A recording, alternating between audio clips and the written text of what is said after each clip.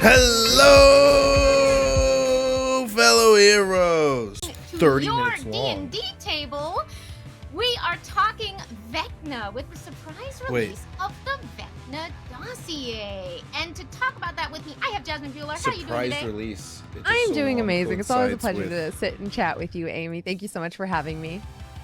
I am so excited. Stranger you were Things. the perfect person to ask for this because I have seen your amazing diabolical DMing in action, and I plan to learn some things. But the dossier itself, if you're wondering what is that, it is up right now on dndbeyond.com. You can go use the claim page to grab it at no cost. The stat block for Vecna in your games is available right now. Claim it through June 16th. So Vecna has a stat block. And then it'll be available as a subperk for June or July if you want to 90,000 XP. And we're so excited about Vecna that we also made he's an some endgame dice boss that if you want to pick requires at those least up. multiple people The to be at dice level of Vecna 20, with a if nice not, creepy eyeball theme. a little lower than 20. But once you have your dossier, once you have your dice, once you're looking at this gorgeous, complicated, cool stat block, how do you make the most of it at your table? Jasmine, looking at the stat block itself, Jasmine, where you need to would look you her up, see what start she's... as a DM, giving some advice on this one? Okay. Yeah, the first thing that jumps out at me is that Vecna has an answer for everything, if that makes sense. I love feel that. Like he's almost more reactionary to what the players are doing than an all-out assault from the gate. Okay, that's where he kind of strives, as being a strategic mastermind. Right out of the gate, we can see Every he has DM likes to 3 think the same way. reactions per round. All of his reactions are horrible. There's not a single one that I would want to come up against. What are his reactions? Let me see him. He has most of his magic abilities involve saving throws. Okay, so what are his reactions? Oh my gosh, go away. What the heck is that? What are his reactions? So he's got Vile Teleport as a bonus action. Vecna can take up to 3 reactions per round, but only one per turn. That makes sense. Dread counterspell. Vecna utters a dread word to interrupt a creature. He can see that his casting spell, if the spell is 4th level or lower, it fails and has no effect. If the spell is 5th level or higher, Vecna can make an intelligence check DC the spell's level. On a success... Wait, DC... I'm assuming that's not minus. I'm assuming that's a plus sign. It's just the screen's all blurry because of the video. Plus the spell's level. On a success, the spell fails and has no effect. Yeah, it's a counter spell. Whenever the spell's level, the caster takes 3d6 psychic damage if the spell fails. Dang, that's cool. So, because spellcasters can be quite annoying. So, Vecna requires someone who has a firm understanding of what, when to cast spells. He's essentially like a blue planeswalker from Magic the Gathering. You know how blue is the hardest color to play in Magic? And then whenever you have a creature like this, you want to make sure you are very much aware of what to look out for, what the weaknesses are for this creature, and you want to respond in those ways. In response to being hit by an attack, Vecna utters a fell word, dealing 3d6 necrotic damage to the attacker. The Vecna teleports along with any equipment he is wearing, carrying up to 30 feet. So if you hit him, not only will he hit you back, but then he will get away from you, being real annoying if you're like a barbarian or a fighter of some sort. And Vecna has a +6 to intelligence. Jeez, a +6? No way. But they're not deck saving throws or wisdom saving throws like what we normally see. Most of them are very high constitution saving throws. That thing that a lot of spellcasters don't have a lot of. So I highly recommend using these strengths to kind of compensate for his relatively low armor class for the challenge level he is. His armor class is 18. I have a group of level 7 players that I run through dungeons every week, and they can do 18 easily. Armor class. Yeah, but 18's making easy. the most of what Vecna is good at, which is striking fear into the minds of his opponents. Right. And I think like a player like this, like Vecna, is a situation as a DM. I think like RP can come real in handy. If you can build up the villain, if you're really good at building up villains and you're really good at making Vecna be scary. And if you give the character snapshots of Vecna's powers, then they themselves will feel like he's an overwhelming presence. So like something that I did one time, I introduced a matron mother to my party, and matron mother's really high level and stuff like that, kind of similar to Vecna, a little lower level than Vecna, not as high. But what the matron mother did was I essentially banishment. I banishment hit most of the players that failed their was it charisma saving throw for banishment or wisdom? It's one of those saving throws. And then she went away. She got summoned. I showed them who the big bad person was, and then she went away. She kind of said, "Nope, you guys aren't worth my time." Banished them before they could do anything to her. There's still some of the party members left. They still had to deal with some other creatures there, but for the most part, they were terrified of her. And I love doing things like this. I've only done it with two enemies, like the matron mother, and I did it with a dwarven fighter, but he had an entourage that essentially like made up for his lack of skill, and the party. He had a lot of influence because the party didn't really know how to deal with him, because there was this factor of unknownness. They don't know what he can do, but the things that they've seen him do have overwhelmed them and overpowered them. So anytime that they meet, they were hesitant to jump into a situation. Kind of undoing all of their plans. He's got a really cool spell list. He's got some really cool ways to thwart the player's plans. So I highly recommend going through the kit and seeing those are my favorite types what of your villains. player's regular habits are and what you can do to undo that, because that's where he really shines. That's exactly what I said. Getting rid of the bless. You just have to know your stuff. You know, the healing effects, getting rid of the AoE effects that are usually very helpful, dispelling that hunger of Hadar, dispelling the Ivard's black tentacles, and kind of shifting the battlefield to always be in his favor. And he can plane shift if all else fails. So he could just Which is ridiculous. He could just go away. He'll shift find to a another battlefield that is plane. in his favor. Absolutely. If you are So let's look at some of this stuff that's got going on here. You mentioned it before. He has a +6 in intelligence, a +7 in wisdom, saving throws +12 in constitution, 14 and 15 with intelligence and wisdom on top of that. He has our arcana, history, insight, perception. So if for whatever reason, I don't know, if your story aligned with the players in some way, and he was partying with the players for a little bit, and you had to roll checks for him. Great for you. Abby. I appreciate that. Thank you. Welcome in. Welcome in. Good to have you here. Then there you would see that you'd be able to use that kind of stuff. I don't see how this stuff would work in combat. I can see if you wanted to play mind games with the players. Honestly, in my opinion, I don't even like if I wanted to make an Arcana check on a player, I wouldn't even do it. I would just like I would just do it just for like intimidating the players to know how insightful he is and how much he knows. But again, I think the way I would use his skill checks is if I was aligned with the players for some reason, and or maybe he was disguised.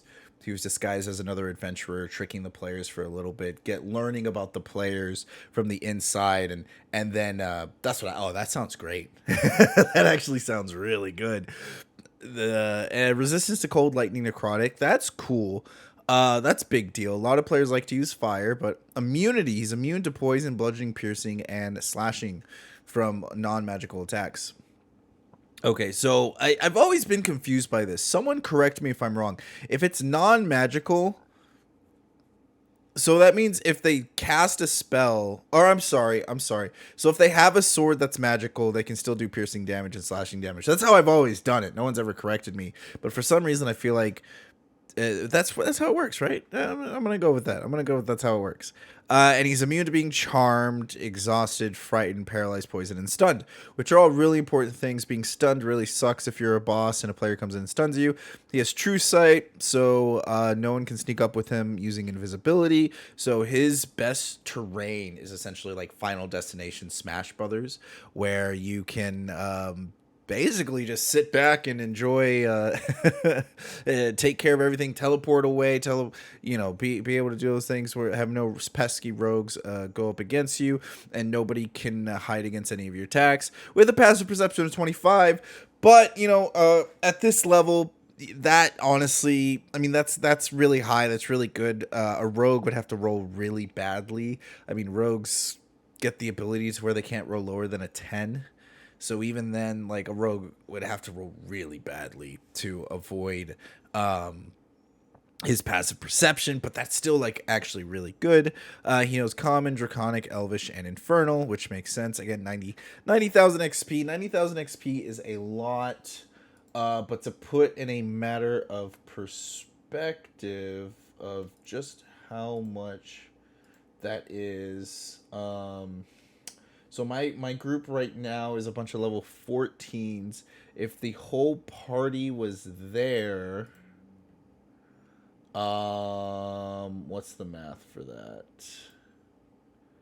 Let me see. If the whole party was there, my budget would essentially is like 41,000 for deadly, right? So and it's a big party, so it's about 8 people. I'm sorry, it's not even 8 people. It's actually 7 people. It's 7 people, and it's 41,000 to be considered deadly for the party, which is good. So he's cut above the rest. So even for if you have a large group, he's still going to be something that's difficult for people that are high level. And then proficiency bonus, so he's an end game. He's definitely an end game person. I don't know, we took care of that fire giant pretty... all right, you want to talk trash? You want to see how nice I am to you guys? I am pissed off about that. I am still pissed off about that. No, we don't need humanoids. Fire giant. You want to see the fire giant?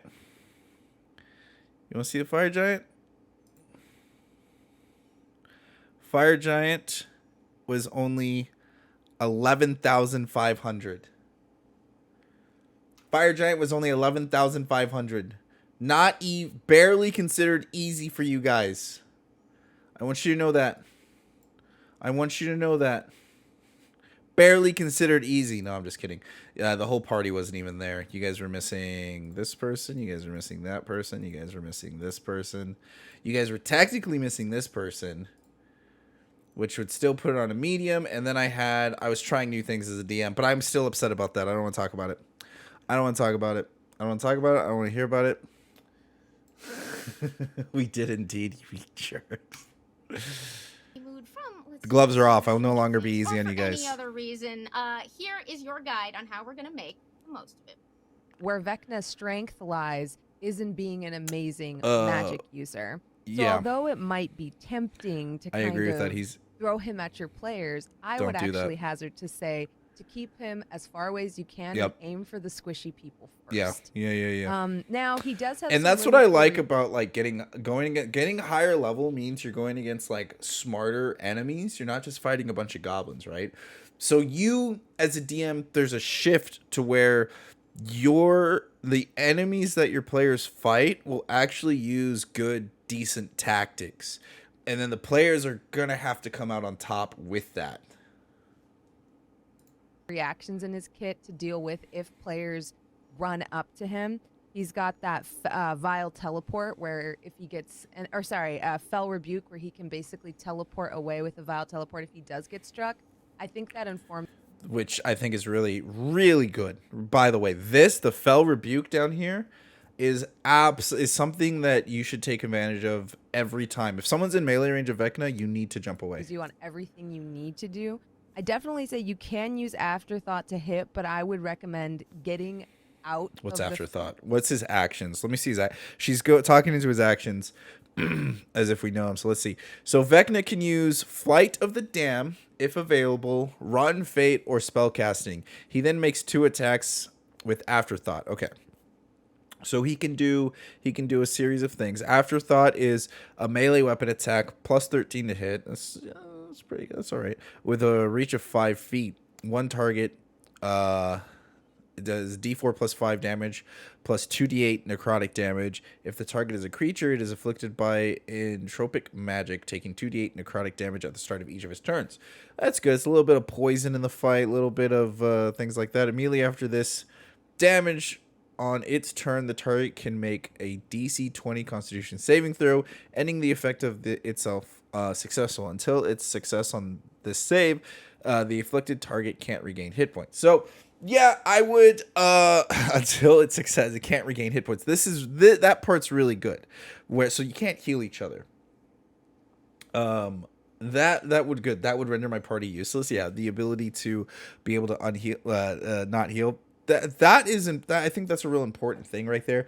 But I do think you want to avoid using Afterthought as much as possible, because I saw up there that Vecna has around roughly 300 health, a little less than 300 health, which when you're fighting at this level, 300 damage, depending on the party size, is honestly not that much. So you don't really, even though Vecna has 300 health, you want to avoid him getting hit at all possibilities. Let's look at Flight of the Damned. As a recharge of 5 and 6, you roll a d6, get a 5 and 6. Vecna conjures a torrent of flying spectral entities that fill a 120-foot cone and pass through all creatures in the area before it. Let me rewind it a little bit, because I think they were scrolling up. Dissipating each creature in that area must make a DC 22 Constitution saving throw. On a failed save, the creature takes 8d8 necrotic damage and is frightened. Frightened of Vecna for 1 minute, which is really good. This is something that you would attempt to use on, even though it is Constitution. That's crazy that it's a Constitution saving throw. There's something you want to attempt to get the melee people with, because then they can't run towards you. On a failed save, the creature takes half as much damage and isn't frightened. A frightened creature can repeat the saving throw at the end of each of its turn, ending the effect on itself if successful. And what's really cool about this one is, like with dragons, they show up, they have frightening presence. Once, with Ghost, they have something where they can scare people as well. However, if they are unable to really succeed, you can't try it again, because then the players are not frightened of them for the next 24 hours. And so it's one of those things where, let me change this. It's one of those things where I think this is really overpowered, because you can really, really control the battlefield with Vecna in this aspect. And then we got Rotten Fate.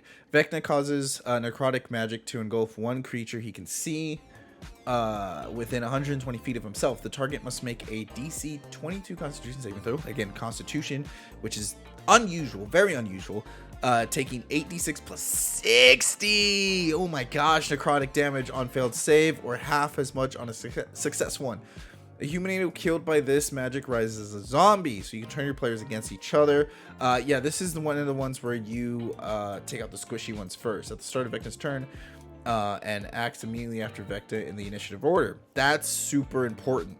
So even if the person, you can really, this can be kind of meta, but what you really could do is you would target essentially either the person who goes next or the person who goes last, right?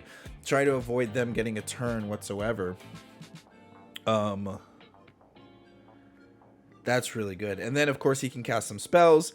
He can animate dead. These are at will. As an action, detect magic, dispel magic. He can fly, lightning bolt, mage hand, prestidigitation. And then two, I'm assuming he can cast, this means he can cast 2 a day. Dimension Door, Invisibility, Scrying, really good. And then once a day, Dominate Monster, Globe of Invulnerability, and then Plane Shift on his self only. Which, again, if things get pretty messy, he could just plane shift away, get out of this situation entirely. I think that's really good. And this guy makes for can make for a pretty epic battle, if not a very cartoony anime villain that keeps returning. And maybe what you can do, what I think would be really cool to do, is you kind of nerf him a bit, and he's every time they meet up, he's becoming stronger and stronger and stronger until the final battle. Because if he can do things like plane shift, there's some things that he has, there's some things that he doesn't have, and then there's the final encounter with him where you get all of it. He's finally reached his fullest form. The characters have finally grown. He's tried to thwart off the characters from the very beginning, but he hasn't been able to. It could make for a pretty satisfying fight. I might have to do it. I wonder if I could do it within the span of a one shot.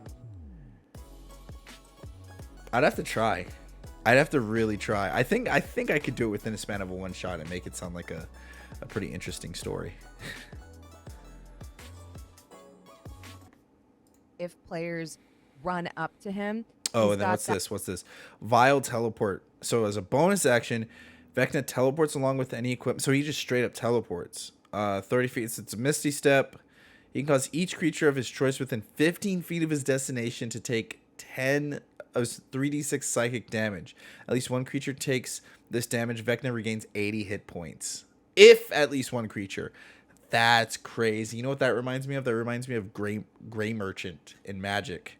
Jeez Louise. A little weaker than Gray Merchant. Gray Merchant's a bit more powerful, but can you imagine if it worked exactly like Gray Merchant? Oh my gosh.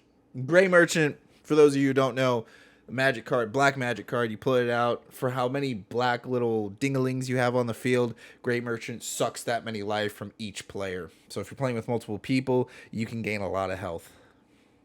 That Vile teleport where if he gets, Fell Rebuke where he can basically teleport away with the Vile teleport if he does get struck. I think that informs you on everything you need to do. I definitely say you can use Afterthought to hit, but I would recommend getting out of the fray as quickly as possible and unleashing like a barrage of spells and AoE damage on the players instead, because that's going to hurt them a lot more. Now, the thing that bothers me about Vecna, he really only has Lightning Bolt as a spell. And I'm assuming with his +8 proficiency bonus and his +6, it would be really hard for him to miss. But I definitely agree with her that he needs to stay back, shoot Lightning Bolt, shoot Fight of the Dam. But what exactly does Lightning Bolt do? It scales with leveling, right? Like, let's see. Lightning Bolt. Oop.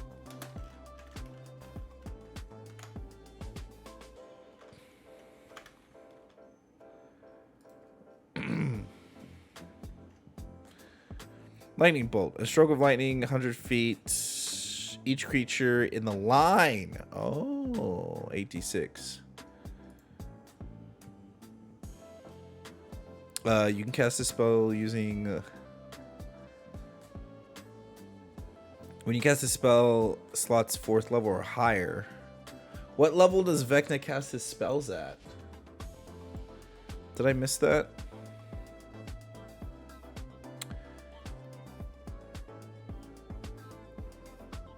What level does he cast his spells at?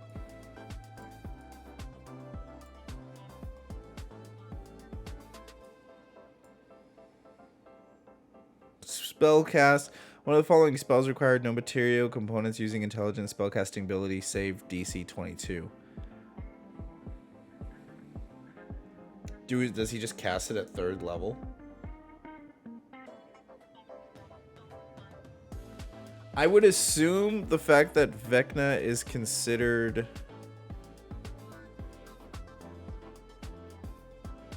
What the heck? Yeah, what level do you cast? I feel like casting Lightning Bolt at 3rd level is a bit underwhelming for the character. Am I missing something here?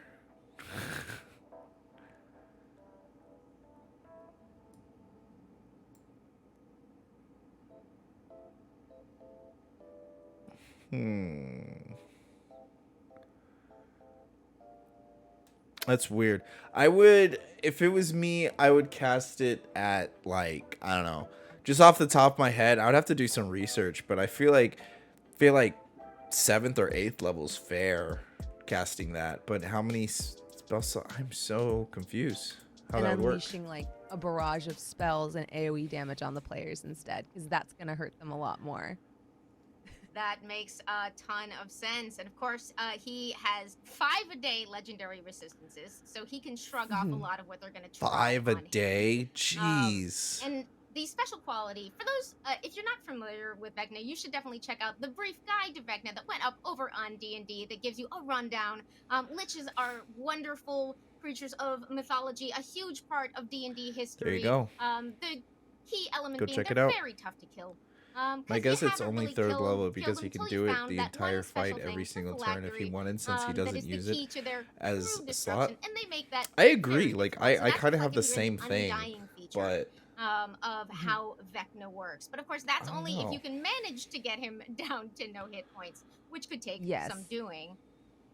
What's our next? That's what I would assume as well. That's what I would because assume. if we look at the spells, a lot of use it as them a 3rd are level. what I would call, like in Magic the Gathering, we use the term, what is it, evasion. A lot of the spells are to kind of like She keep brings the up magic players as well. at bay. That's great. I don't know if this is too evil. This feels like a B. Dave Walters move. If we look at Vecna's like spell list, he does have Dispel Magic. Which, by the way, I think I might know where she's going with this. Would you dispel like the party's equipment? Would you dispel? Can you do that with Dispel Magic? That's the first thing that comes to mind for me. Dispel like party members' magical weapons and magical armor.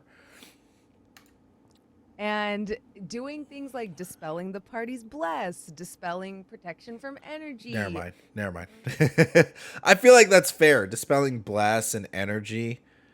Yeah, any spell, 3rd level or lower. Okay, that we go. might seem I really gave evil, Dispel Magic but too much credit. It makes those AoE hits like from the Flight of the Damned and stuff like that just hit so much harder. Yeah. Making sure that it's hard for people to, or it's like easy for people to fail their saving throws and more difficult for them to hit is always going to be helpful. Right? 3rd does seem kind of underwhelming. The reactions are my favorite part of that. But it is still he also 8d6, has which is which means not only can he counterspell, he can counterspell fits, and 'cause he deal does damage at does the that same stuff. time Yeah, to the person his dread he's counterspell. counterspelling. Ridiculous. Now, this could be used for ridiculous. anything from, I don't know, a healing word to a revivify. Is that evil? Yes. Is Vecna evil? Yes. Yeah, that's something Vecna would do. He would take into if your party is facing off against Vecna to have that conversation of, you might die. Yeah. I think that's really important too. I'm glad she says that. This is real important because I think it's important to communicate with your players like what they're going into. I think it's real important that your players understand that they might be heading into a situation that they might die. Now, depending whether you want to be meta about it right off the bat or you want to do it at session 0 or maybe the start of the dungeon, just let them know how strong things are. But I think if your players have an understanding of what they're going into, even if it's just RP wise, then it can set them up. They can better prepare themselves mentally and for the session, because I know in Project Odyssey, a lot of the streamers, especially like the returning streamers, they expect to win. They expect me to essentially like guide them to succeed. So if I were to all of a sudden play really hard against them, make something really challenging, I could definitely see it being something that upset some of the streamers, because it goes against kind of like the normal pattern that I've been set up with.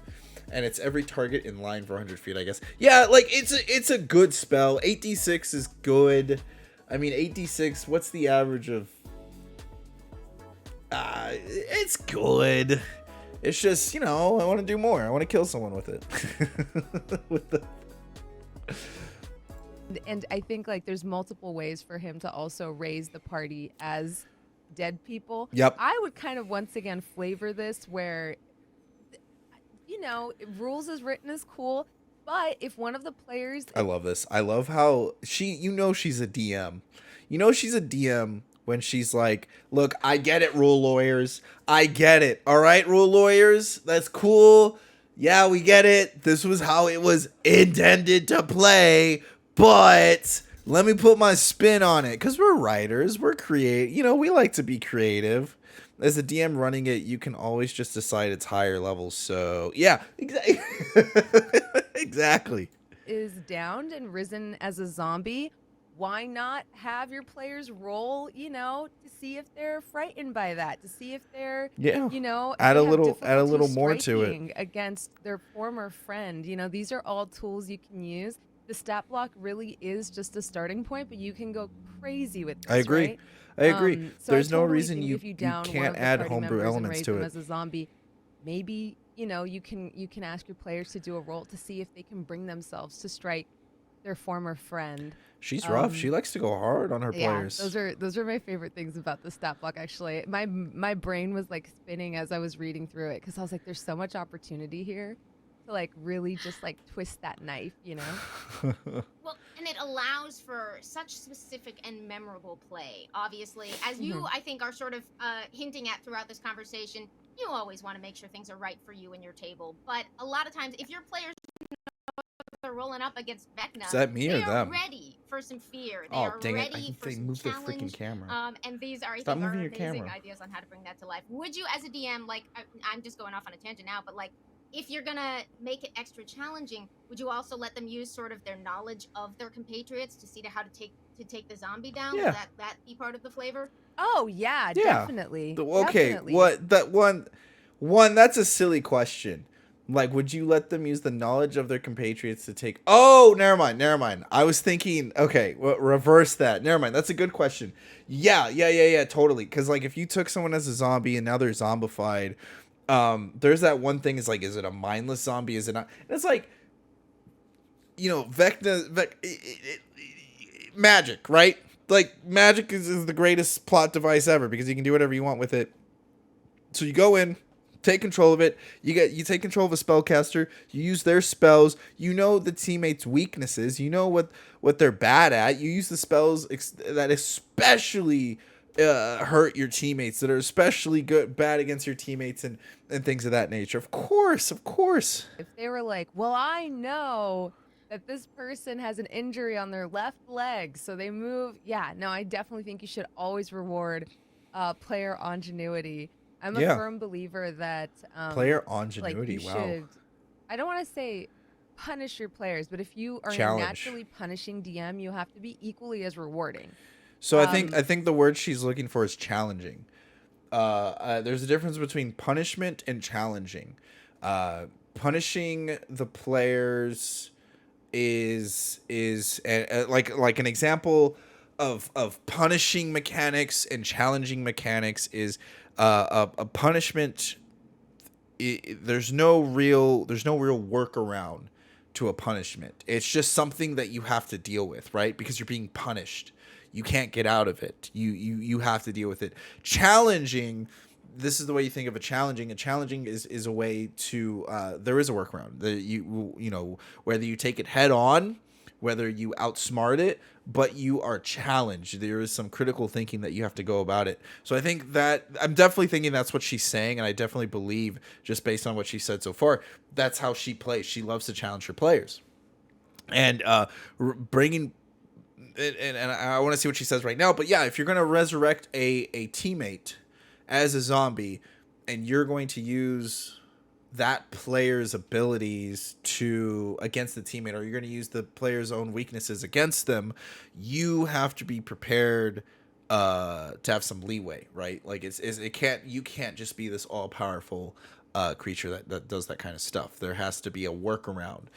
If they come up with something clever, if they're and they outsmart you, you have to let it happen. You can't just be like, no, I'm the most powerful being of all.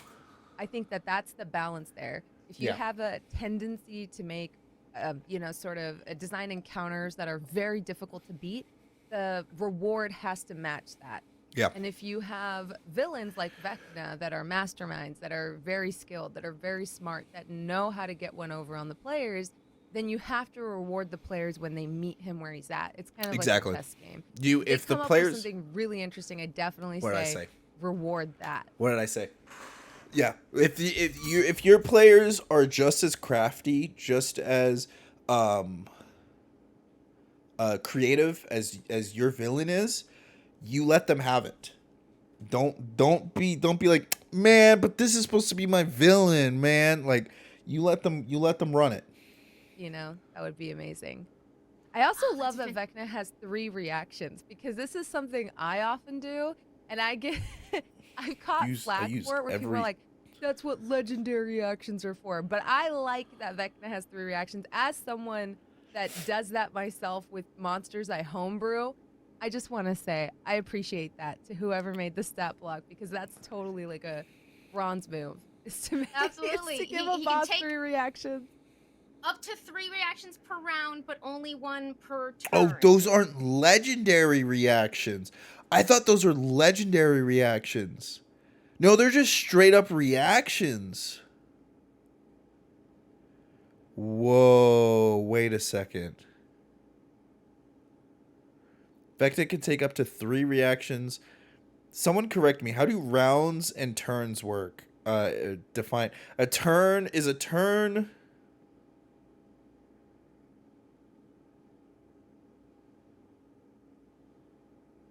Is a round when everybody has gone, and is a turn when it's a single player's like turn when a single player's going. So a round is when everybody goes, and a turn is when one person is going at the moment. So he can use 3 reactions per round, but only once per turn. Dang. Honestly, I think that's better than legendary reactions. I'm not gonna lie. I think that's better than legendary reactions. Because legendary reactions, you have to wait till their turn ends. This one, I just do it when in response of A or B, which are pretty simple. When being hit by an attack, and when Vecna, whenever someone casts a spell. That's so funny. That makes the word legendary just kind of like there for flavor. I might do that. I might homebrew some more reactions in my characters. Screw legendary.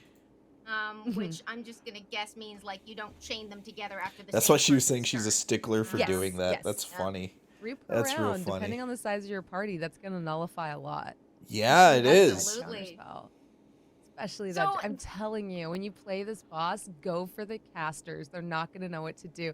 This is like your barbarian's time to shine, you know? I feel bad. I don't know why I feel bad, but I tend to feel bad for spellcasters. Like, I know, I'm sorry, but spellcasters get to have all the fun late game, right? Martial classes kind of fall off later on as the game goes on and things like that. But spellcasters get all the fun. They get to do all these crazy things, and we have to wait another turn. So I feel bad whenever I put creatures that are like magic resistance to spellcasters. I feel bad whenever I use creatures that can use counterspell. But in reality, screw you guys. Screw you spellcasters, man. You know, martial. I'm glad there's things out there like that exist, because the martial classes deserve a win every once in a while. I'm a warrior rogue main. I love rogues. I love warriors. So I'm a bit biased.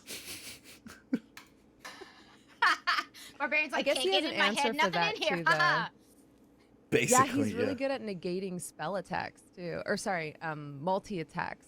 Because once he takes because he can teleport away. So. Sucks to be if you're a champion fighter. He's a tough one. I wouldn't want to fight him.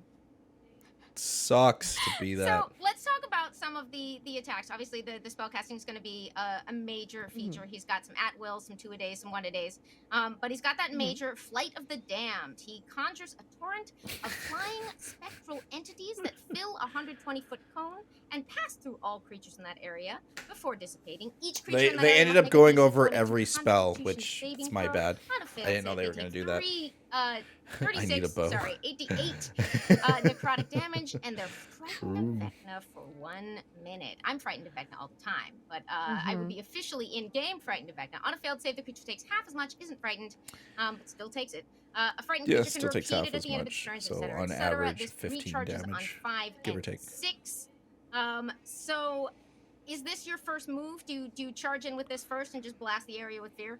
Like if I were to play It's the Vecna, best thing the to thing do. about Flight of the Damned is it is a recharge spell. That So sucks. it is one of those things that you can't use it every round. So you Nope. want to get the maximum number of rolls on it. So it's Yep. not something I would keep in your back pocket, if that Nope. makes sense. Don't hold on You to want to it. use it, in my opinion, right out of the gate. Yep. So then you have more chances to kind of make Yep. that roll, get that 5 or 6, and have it recharge. And then get But that's back really if and you're use trying it to kill again. your party. But that's like a tactical Oh, thing yeah. for me. If there's like a Yeah. breath weapon or anything like Yep, that, every time, you have to every roll a time. die to recharge. You should always roll it on the first round of I agree. combat. That way you get the maximum number of times to roll to see if it can come back up or come Mhm. off cooldown, however you want to phrase that. But like, yes, I would totally do that. Also, frightening the party if they, I mean, You a want 22 to get the martial save is, like, characters actually with that pretty hard to frighten. meet unless you have the constitution for that. I've noticed a lot of like saves for being frightened are wisdom saves. But this Yeah, being this a one's con weird. save makes it like a little bit more unique in my opinion because And the this fact creates that a the fact that situation you can be where frightened multiple everyone times within 24 other hours is than, also a like, huge the sort thing. of tanks of your party are probably going to have a very difficult Ridiculous. time making that save. So a lot of times maybe like your big damage dealers, your sorcerers. I love the your idea that, like, wizards, yes, your- the more of a squishy wizard you are, the more vulnerable you are to being frightened of Vecna. And I think that I love that from a flavor perspective as well. Not just because it's related to body, but sort of in like as a general rule, if you specialized in something other than that, you probably also have a lot of background information that might lead you to very sensibly be frightened of Vecna. So that Yeah. kind of all dovetails nicely as we get into this combat. From the spellcasting list, which if I'm looking at this and let's say I'm a new DM and I'm like, I want to be so cool and I want to be scary and I want to really challenge my players, that's a lot of spells. If you're a new DM, Oh my gosh, is there have like fun a go-to playing that, at that these you high would levels. recommend in terms of these lists, or how would you sort of structure them? wait, what was her question? Well, a lot of Sorry. this- What was her question? That's a lot of spells. It's not a lot of spells, but I get what she's saying. From the spellcasting list, which if I'm looking at this and let's say I'm a new DM and I'm like, I want to be so cool and I want to be scary and I want to really challenge my players, that's a lot of spells. Oh my gosh, is there like a go-to that Yeah, so if you're a new DM and you're trying to figure out like what spells when to use, really, especially it just what I like to do is I RP not only out of combat but in combat. If I'm playing at like, for example, if I'm playing a goblin and a goblin knocks a player out and they're unconscious, the goblin would then go to the next player because that's the next highest threat. If I'm playing a zombie and the zombie knocks out a player, the zombie would then continue attacking the unconscious player. So they would probably fail their death saving throws really quick and probably be really quick to kill the player. Mainly because the zombie's not really thinking of tactics. It just sees food, it sees brains, and it wants to eat brains. So especially when you're playing like these higher level, more complex villains, I try to put myself in the mindset of that. And for Vecna specifically, I would be thinking on how can I utterly and fully dismantle my enemy. Not only that, I think like a priority number one is Vecna is like what she was saying is reactionary. So you want to keep yourself at a distance. You want to keep yourself safe. So priorities to keep myself safe. How do I keep myself safe the best way possible? And then two, how do I dismantle these guys? Because I have the firepower to kill anyone by myself, but how do I dismantle these guys and make sure that they aren't a threat to me? Moving back to priority one. And I would, I would look at what my arsenal is outside of my multi-actions And lightning bolt is real important because we were just discussing how it has 100 feet. It can hit multiple people. And then I can only use dimension door twice a day. So really, these things are things that you might want to keep in your back pocket, because priority number one, you want to keep yourself together and you want to figure out a way to dismantle these people. You can use twice a day. You want to probably be looking at like invisibility, or especially if things are going in your favor. But definitely put yourself in that mindset and try to figure out with this guy, what are your weaknesses and how do I cover my own weaknesses? How do I use my skills to elevate my weakness? That you would recommend in terms of these lists, or how would you sort of structure them? Well, a lot of the Big question. spells are utilitarian, right? Yep. So earlier when I was saying like I would barrage them with spells, I think I was mostly talking about like his abilities, which I think are spells like Rotten Fate and Flight of the Damned. But I do think like one of the useful ones in my opinion is like Fly. Yeah. Because one of the things that It's is going like being a to dragon. come into play, I think, depending on where you fight Vecna, is how do you create a situation where he has the mobility that you want, but he can also distance close and get those 2 attacks with Afterthought. Because if we look at Afterthought, it actually has some pretty horrible effects if it hits. If the target is a creature, it's afflicted by entropic magic, taking 2d8 necrotic damage at the start of each of its turns. Immediately after taking this damage on its turn, the target can make a DC 20 Constitution saving throw, ending the effect on itself. Because whenever you ending the effect on fly, itself on a success until it succeeds. On whenever the you save fly, DC, whenever target you, can't doesn't regain your hit movement points. speed Sorry, go it's so up? difficult for me to Or read. at the very least, That is you're no longer on a absolutely horizontal brutal, like especially playing with if you them. pair that You up can with go in, something hit like someone, use a bonus Rotten action, Fate or teleport Flight of the away Damned, to avoid attack of which opportunity, gain some Vecna health can within strike someone that's within twice 50 with feet, Afterthought and fly after using straight one of up. these abilities, Or as you well, can I would teleport say, in, hit someone, you know, fly straight getting up, into, try like, to go for the attack of sort of opportunity if hit they that want to do it to damage, you, especially when you have blast them. creatures I that are think frightened and are flying running is away actually from you on every really turn. good for Vecna because Fly, it in keeps. my opinion, is actually really utile here, because See what she's Vecna's saying. speed is only 30 feet. Yeah, which So is not if much. you have players that are going to try to keep Yeah, you that get 60 distance feet on of you and try movement to with avoid flying. getting that really debuff good. from Afterthought, Fly's going to be one of the natural options for me. I think. By the way, flying in D&D is overpowered.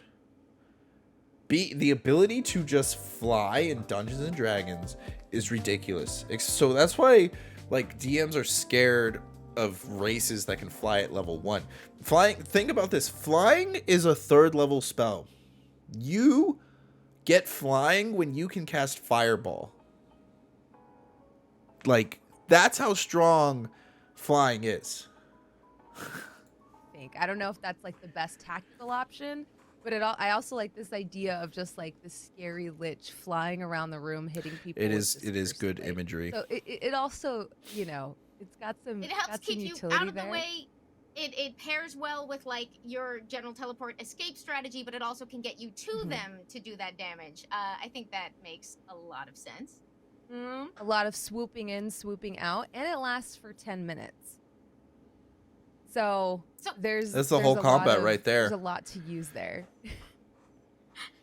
Absolutely. So I was looking It's really at Anime good. Dead I actually earlier, like but that. actually I think what Flying's I wanted to be doing was showing ridiculous. off, as you were describing some battlefield plans, what happens in Rotten Fate. Can you tell us a little bit about Rotten Fate, one of the other special attacks?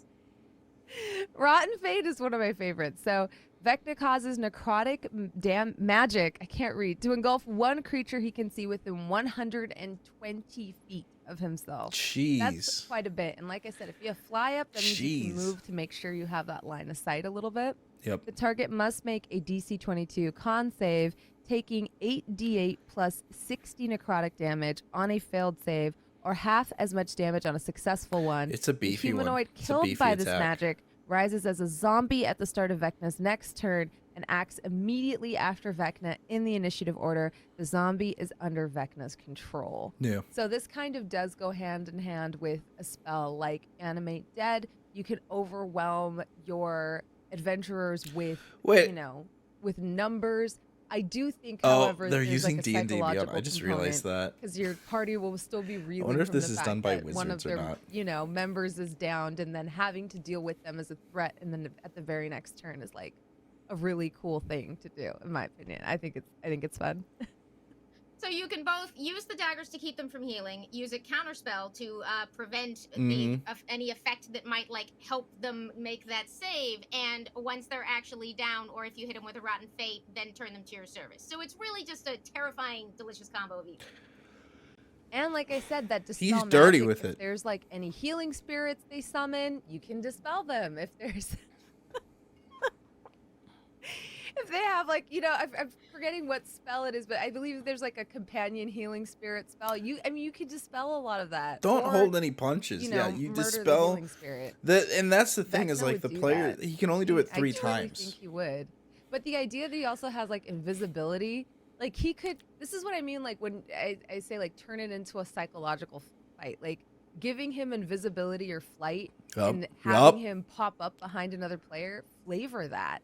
Have him go invisible, and then have him pop up behind the person you least expect and go for that person, go for the weakest person in the party, because that's what Vecna would do. Okay, going after the It's like weakest the heart person in the of party is darkness. not the least expected like feature. I love it. It's delicious. But and it's invisibility does play, like she was saying, to the psychological effect is like you can do a lot of role playing with this where you can really mess up your players in the head with this guy. Like you could easily, like, your players can get scared, especially if they don't know his stat block and they don't know all the things they can do. And especially if you can put a player, if you can make a player unconscious, or if you can make players bloodied, half health early on in the fight, they can lose their composure. Even if it's just 1 or 2 of them, they can get scared, and it's a scary thing being in that position. And then on top of it, you're going invisible. You're showing up behind me. You're gaining 80 health a turn, possibly, and you're impossible to touch. And when I do touch you, I get hurt for it. I get punished for touching you. So as we are talking about applying Vecna, do you have any The general dude's advice just pure on, evil. Like if we don't feel like masterminds, how do we try to present ourselves running the Archlich at full power? Do you have any like broad mastermind advice? Yeah, I'm not a huge Running the Archlich at full power. I feel I interrupted her, but if she says she's not a huge fan at playing against the players, I can totally understand that. I like having flaws.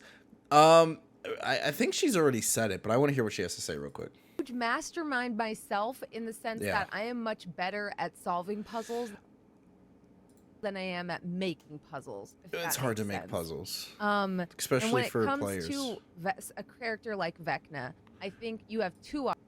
I think it goes the way that I like. I think the full power comes in role playing, in my opinion. I definitely think that you can utilize a lot of Vecna's strength through psychological warfare, through getting under your players' skins, through really scaring them and making them think they just don't have any hope against this guy. Options here. You can either run the encounter the sort of min-max way, which is taking the optimal course of action every single turn, Yeah. which is a completely valid way to play. With Or Vecna, I you agree. can go with column B, which is trying to do things for the maximum like emotional effect or Yeah, to troll your and that's players, the way I lack would of go a with better things word. for the story And purposes. I think like that is where the sort of mastermind the mastermind kind of vibes come in, because I feel like it is a vibe, right? It can be difficult to play a character that's one step ahead of the players if you Yeah, don't it's feel kinda like you're one stressful. I step don't like ahead of the playing this players. character. Yeah. But I think what it makes can a be character like stressful. Vecna so interesting, or what makes him come off as a mastermind, I try to avoid playing is those that types of he's characters. always in his Sprinkle them in. prey's head. And so even if you're not the biggest tactical strategist, that is something you can use, A simple tool is just listening to your players, listening to what matters to them. If there's a character that's always checking for traps, throw in some traps. Yep. If there's a character that's Make 'em terrified of paranoid. mimics because he fought a mimic once, have like that psychic damage be flavored as mimics. Sometimes being a really good listener naturally makes your players feel like you are one step ahead of them, even if Yeah. you didn't have it planned all along, because your players will usually tell you what they're most afraid of. Yeah. And what they They don't will. want to happen. Your players will trust you, and this is what I do as a DM. Hey, how's it going? Welcome to the stream. Welcome to the dungeon. We're learning about Vecna here, but this is what I do as a DM. And I think it's the most important part whenever I'm running sessions, especially homebrew sessions, because I can craft the story around my players.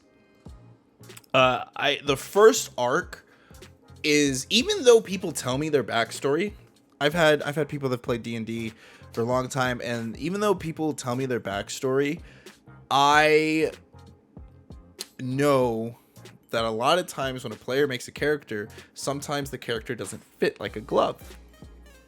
And because of that, the first arc in my homebrew campaigns is always me learning the players, but also the players learning the players. And they'll figure out, you put them through different scenarios, and they'll figure out what they'll do, and they'll be like, oh, this is how my person is.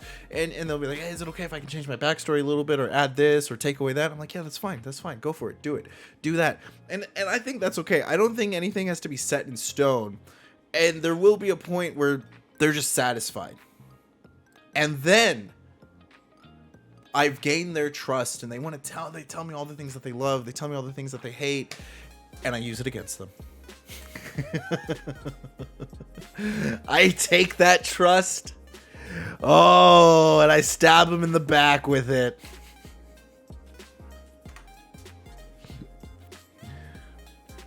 The real Salty.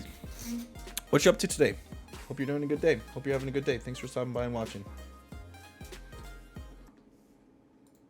And I think there's a way to incorporate that into the game without being metagamey. Yeah. I think if there's something that you see that, like, oh, your players are always do this, that's something Vecna would know. I think this is the one case where you get in their don't have mind. to worry about metagaming. If your players have this strategy where they always have the druid cast Wall of Fire and then they have the warlock do this is your chance to be like, Vecna's in their heads. Vecna would know that. I know that because I pay attention when my players play the game.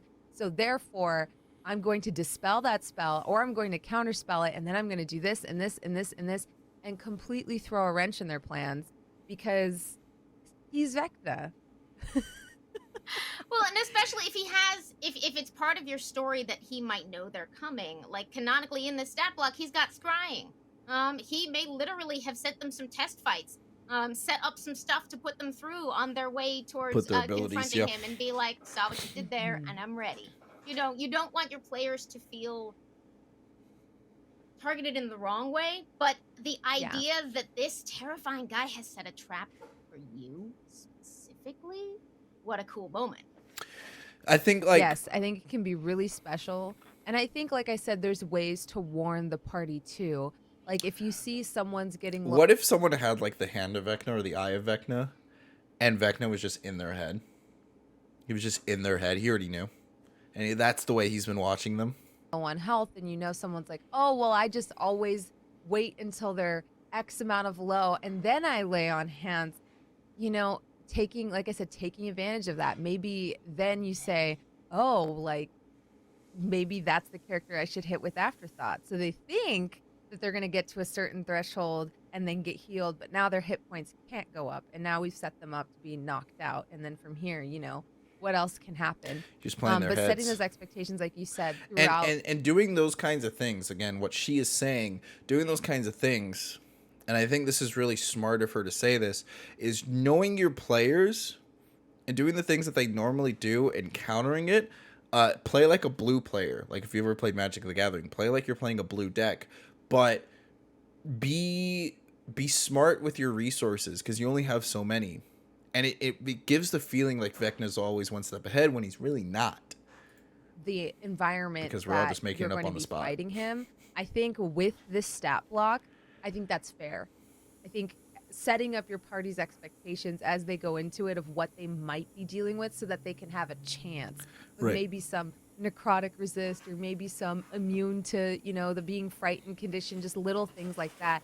I would pepper the layer or the environment you're fighting him in with little challenges that are similar to some of these abilities he has, like Flight of the Damned, so that they can be ready.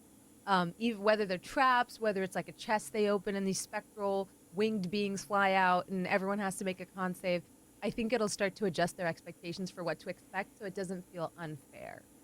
My last, for me, question is just a general being scary. Bring in voices, if we don't feel like we have a naturally intimidating presence, but we want to rock Vecna at the table and be really memorable. So being scary, I think what I normally do to make things scary, I like to voice act. I'm not a voice actor. I don't have good voices that I use. Oh my gosh. Yeah. Sorry. However, I still like to voice act. I still like to do things and set the tone. Playing music, being able to play music tells the audience or tells the players what they should be feeling, or kind of sends that emotional message their way. You want to play something heavy, slow, deep, and dark that really hits home. And not only that, but having things happen beforehand to the players, whether it be kind of the things like running into traps, running into mimics, running into creatures that are really strong. So like, Star Wars, where Darth Vader is this really scary, really strong guy, and you're like, oh my gosh, like Darth Vader, he's the big bad guy of the story, and then he has a boss. He has someone that he's scared of. So even if you can do something like there's this guy that everyone's been chasing, and then plot twist, Vecna has been puppeteering this guy this whole time, right? And then you find out that Vecna's so powerful that he's been controlling this guy that the players have been struggling with, and maybe they don't even defeat the Darth Vader to Vecna, right? Maybe Vecna kills him to prove a point. Like, I'm so sick of you not taking care of these guys, offs him, and then Vecna is there to fight them, and they could barely take on the other guy. So there's things you can do if you feel like you're not good at being animated. But there's things you can do within the story, within the atmosphere of your game, to help facilitate players having an emotional reaction at the table. Any sort of small tips you might have on that one? Yeah, I mean, not everyone's like a professional voice actor, and I think like it can be difficult. Can I just say, I feel so validated. I feel so validated when they have the same answer as me. I can I just say that? It makes me feel really good. To embody that if maybe that's not your natural like performance strength, but I think this is like where D&D is magical, and you can use narrative to really kind of drive that home. Use the story. If you don't feel like you can do Vecna's voice justice, I mean, you can have, like I said, a lot of that terror manifest as visions. You can have it manifest as things like that. You can kind of go in that sort of vein where he makes you see things, maybe not even from your past, but like kind of makes you feel just like things that are scary. You can't tell what's real and what's fake anymore. And the most terrifying thing about Vecna, in my opinion, is that, first of all, he wrote the Book of Vile Darkness, and my first ever character is from the Book of Vile Darkness, so I'm personally very attached to Vecna. Are you worried That's about crazy. Jasmine? I'm okay. I know, right? Yeah, 3.5 was the first edition of D&D I ever played. But it's that he has such a tragic backstory, and he is so intelligent and naturally talented. And there is a way to play that small. Yeah. You know, this is the one place where maybe you don't have to be like, whoa, ha, ha, ha, but you can play it sort of small with a little bit of I love playing vampires because they can be very aristocratic, stereotypically thinking, right? So you think of someone like Dracula, and I love how she says small. You can play it small. You don't have to be this big boasting character. I love characters that definitely just speak to the players and you feel empowered behind it. You feel the power behind like what's happening. a more subtlety or nuance to it. And that can come across a lot with your body language and how you look at your players. Maybe your eyes linger on each of them a little bit longer than it usually does when he's talking to them. Maybe it's the way you sit. Are you hunched over at the table? You know, like COVID times, we're all embodying playing that on the internet. physically and I wish I was making playing your in person. players feel unsettled I while could they're use at this the table. table. That can do a lot, even if you don't feel like you have a really good Vecna voice or you have a hard time maybe like it, you know, kind of projecting. These are places where it might be okay to whisper or to be kind of like this slinky, you know, dangerous creature, because he, you know, it's really whatever spin you put on it, and identify what you don't feel confident about and then counteract it. That's usually my strat. So if I'm not, you know, good with an accent, I will find another way to like make I do the same thing. interesting or compelling or give them an affectation, because I know that like my accent, I don't suck have with that many that I accents. can do super well. So I find got, like, other one. ways to make NPCs stand out from each other. And that's my advice for like making a villain evil. If you know that the disconnect is your voice or you're soft spoken, or there's ways to make that menacing, find your strength and lean into it instead of I agree focusing 100%. on I love that advice. Piece of advice. your weakness, and it'll make you a great Vecna. I'm sure your players will love it. I love that. Okay, this now I feel inspired to ascend to demigodhood through evil and the power of Vecna, which I think is Vecna's whole deal. Apotheosis time. Thank you so much. This is amazing advice. Is there anything that we haven't covered?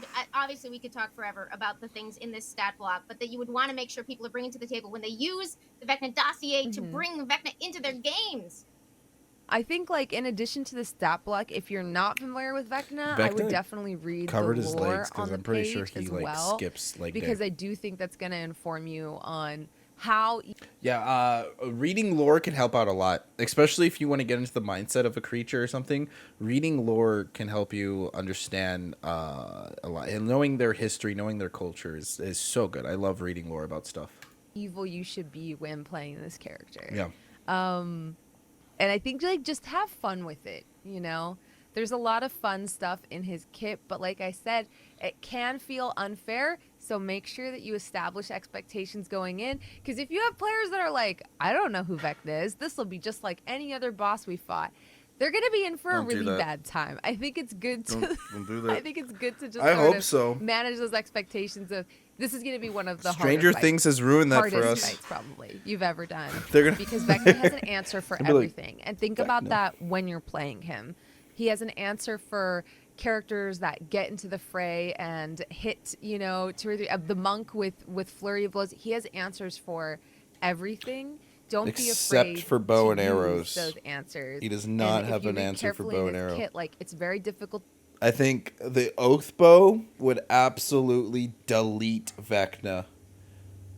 To put damage on him, and it's very easy for him to put damage on other people. So focus down the party one by one and take them out. If you have a bow and arrow and you go into that fight, if you're a ranger or a fighter with range capabilities, just know Vecna. If you're playing as Vecna, you kill that person with the bow and arrow first. That person dies first. You animate that person, and then you have them shoot their friends. Line them up and knock them down. I love it. I feel inspired to terrify my characters with the power of Vecna, using the Vecna dossier. Thank you so much for joining us for this. You can claim the Vecna dossier right now at no cost on D&D Beyond. Use that claim page from now until Thursday, June 16th. after that, the dossier is going to be available as a subperk for June and July. And you can bring Vecna to your table. And just, I would love personally to hear in the comments or on tweets or wherever you want to share it with us, your cool stories of how you're bringing Vecna to unlife, I guess, in your games, because we do have this beautiful archvillain steeped in D&D myth, steeped You need to in write down Jasmine. fantasy, Bullhorn. the Let me good see kind of if, tropes, archetypes. That's she what I'm makes looking other for. content at all. And now known to more people than ever through the magic of a little show folks might be following along, where Vecna is showing his terrifying head. So if you've been enjoying Stranger Things, if you want to snag that dossier, please go ahead and do that. Jasmine, where can people find you?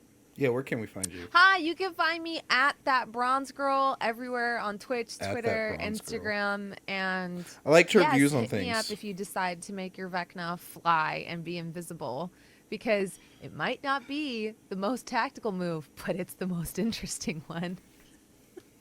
Well, look Where her is up. he? Literally don't know. Fun That was things fun. to ponder. Is he behind you right now? Stop watching the video and check. Thank you. Enjoy the dossier, and we will see you next time on D&D Beyond. That was good. I enjoyed that. I enjoyed that a lot.